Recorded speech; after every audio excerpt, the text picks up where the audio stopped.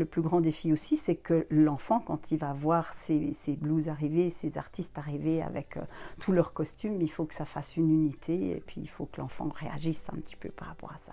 C'est le plus important. Alors, je m'appelle Lydia Pfister et je travaille pour la Fondation Theodora déjà depuis pas mal d'années. J'avais vu un article dans un journal et je m'étais dit que c'était vraiment quelque chose qui vraiment m'intéressait. Et comme je travaillais comme styliste à ce moment-là, j'avais envie de donner un petit peu d'argent pour une fondation et celle-là me plaisait beaucoup. J'ai été présentée à André et c'est comme ça que c'est parti. Et ce jour-là, il m'a dit, en fait, on aurait besoin d'un chapeau pour un artiste, pour Dr Isidore. Et ma première pièce, c'était un chapeau Gavroche avec une petite marionnette à l'intérieur du chapeau. Alors, pour le processus de création, ça commence déjà avec une livraison au Dr Rêve d'une blouse de stagiaire. Donc, quand ils commencent leur première formation, donc leur premier module, on arrive avec des blouses de stagiaires qu'on distribue à tous les artistes. Les artistes vont utiliser ces blouses ensuite pour faire leur premier pas à l'hôpital. Donc là, il y a déjà une petite première présentation, aussi au niveau de l'hygiène, enfin, etc., par rapport à la blouse. Ensuite, il y a un deuxième processus pendant le deuxième module et je leur fais une présentation complète pour qu'ils puissent en fait commencer à imaginer leur personnage et inclure un petit peu leur costume dans cette présentation. Et ça leur donne aussi toutes les données dont ils ont besoin sur la base de la blouse qui est la même pour tous les pays, pour la Suisse et pour tous les pays, c'est-à-dire le cœur orange, les boutons orange et les badges. Ensuite, le troisième processus, c'est que l'artiste vient ici à l'atelier et puis c'est parti. On essaie de créer ensemble. En général, l'artiste arrive avec plein d'idées. À moi de leur donner, au niveau de la pratique, des possibilités de faire et tout ce qu'ils peuvent faire, ou leur donner des idées s'ils n'en ont pas. Et à partir de ça, on crée les dessins. Donc, je leur fais des croquis. Ils auront reçu le croquis. Et puis ensuite, ce sera départ avec un patronage. Donc, on va faire un patronage par rapport aux motifs qui seront sur les blouses. Et puis ensuite, on va coudre ces blouses. Le temps de couture d'une blouse, donc après la création, donc après mon travail, c'est le travail de mes couturières, donc mes fées. Et chaque blouse prend minimum 15 heures. Là, je travaille avec mes deux très très proches couturières. Alors, elles viennent ici à l'atelier une fois par semaine, donc tous les mercredis. On se retrouve ici, on travaille ensemble, c'est vraiment un moment de partage fantastique.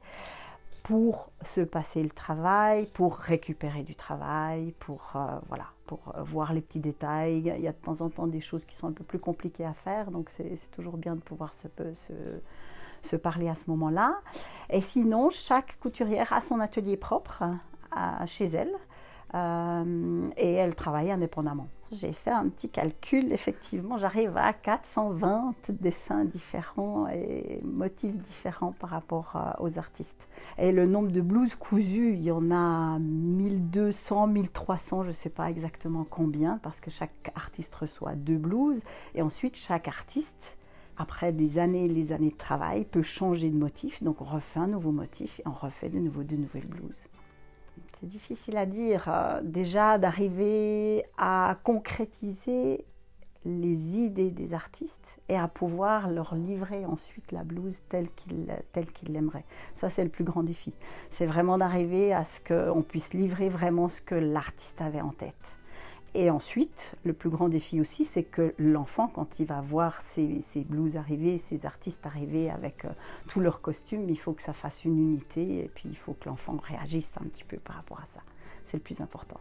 Le premier, c'est évidemment le contact avec l'artiste. C'est au moment où on crée la blouse et évidemment les dessins, les croquis, le premier croquis pour l'artiste. Ça, c'est vraiment ce que je préfère. Et ce que j'adore aussi, c'est toujours d'essayer d'avoir l'œil de l'enfant derrière tout ça. Ensuite, les moments les plus chers, c'est quand mes couturières arrivent ici à l'atelier et puis qu'on travaille ensemble. Ça, c'est fantastique. Dr Zazou m'a demandé un jour un rideau de théâtre dans le dos qui s'ouvrait avec des cordelettes. Il tirait une cordelette sur le côté pour pouvoir ouvrir son rideau dans le dos. Je pense que ça, c'était une des blouses les plus farfelues. Rien n'est farfelu, on pourra dire. Rien n'est farfelu, on arrive à tout faire. Docteur Méli-Mélo, elle est arrivée avec des dessins de son enfant qu'on a mis sur la blouse. C'était vraiment magnifique. J'ai le docteur Couette qui est arrivé aussi et qui a sorti de sa blouse un tout petit coussinet qu'on avait fait pour elle et qu'elle utilise pour donner aux mamans pour qu'elles puissent se reposer un petit moment. Donc ça, c'est vraiment une jolie anecdote. Alors, la blouse a évolué depuis 30 ans. Il y a 30 ans, en fait, souvent on prenait un motif qu'on aimait bien, qu'on posait sur la poche devant. Ensuite, on posait un autre motif qu'on aimait bien sur l'autre poche. Ensuite, on mettait le nom de Dr Rêve dans le dos. Donc, on customisait comme ça. Et avec les années, vraiment, les artistes ont créé leur personnage. Donc, ils arrivent avec vraiment un personnage vraiment complet.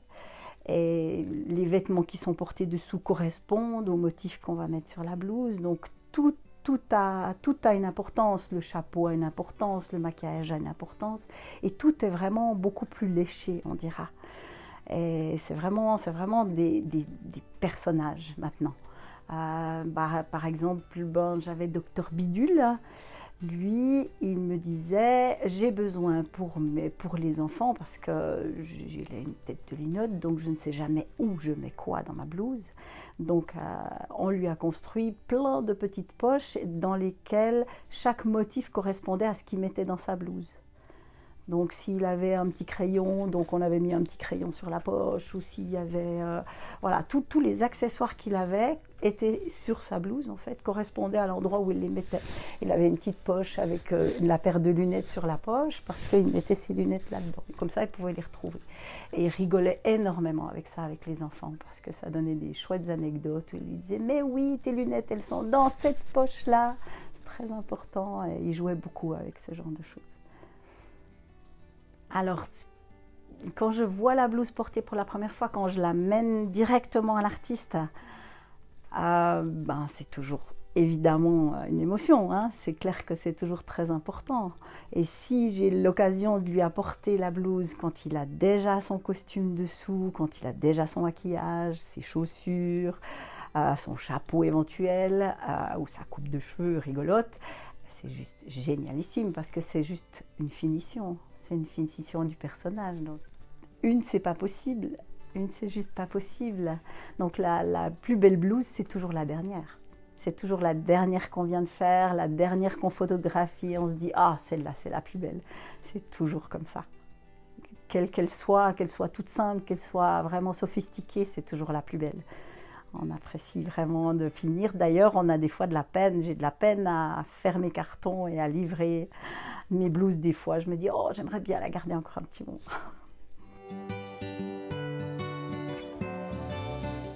Alors, en ce moment, on est en train de travailler sur Dr Flo. Donc ça, c'est les premiers dessins qu'elle m'a présentés. C'est son mari qui les a dessinés. On est parti de ces dessins-là.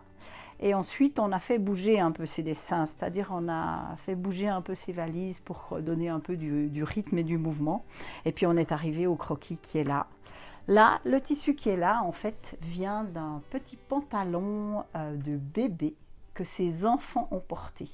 Donc, on est en train de démonter le pantalon pour utiliser le tissu pour faire cette valise. Donc, il y a vraiment de jolies anecdotes. Voilà, Docteur Cravate. Ce qui était intéressant, c'est qu'il a fallu développer, dans le dos c'était facile, hein, une grande cravate avec un petit cordon en forme de cœur, pour laisser la place à une poche ici derrière pour mettre son ukulélé. Et ensuite, on a cherché d'autres idées. Je lui ai proposé le développement de la cravate, du nœud cravate qui était aussi intéressant. On a des gros motifs comme ça aussi.